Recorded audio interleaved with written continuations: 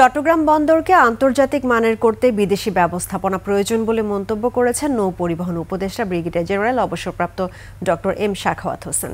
সোমবার সকালে পতেঙ্গা এলাকার লালদিয়া চর কন্টেইনার ইয়ার্ড উদ্বোধন শেষে এসব কথা বলেন তিনি। ৩২ একর জায়গার উপর কন্টেইনার টার্মিনাল নির্মাণ করছে চট্টগ্রাম বন্দর কর্তৃপক্ষ, যার মধ্যে ১৪ একর জায়গায় ইয়ার্ড করা হয়েছে। ফলে ১০,০০০ একক কন্টেইনার ধারণ ক্ষমতা বৃদ্ধি পাবে বলে জানান উপদেষ্টা। এছাড়া বন্দরের ট্যারিফ বাড়ানোর আগে সব স্টেক হোল্ডারদের সঙ্গে আলোচনা হয়েছে বলে জানান তিনি। পরে সকাল ১১টায় বঙ্গোপসাগরের কোল ঘেঁষে বে টার্মিনাল এলাকায় পরিবহন টার্মিনাল উদ্বোধন করেছেন নৌ পরিবহন উপদেষ্টা। অনলি পোর্টের এফিসিয়েন্সি বাড়ার জন্য আমরা আন্তর্জাতিক অঙ্গনে যাতে আসি, আমরা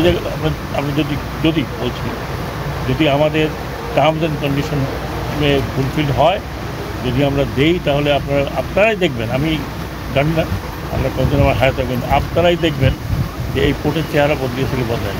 আপনারা এখন আমাদের প্রযুক্তি নাই, আমাদেরকে খুব প্রযুক্তি ঘরের থেকে এনে দেবে না। We have to earn that প্রযুক্তি।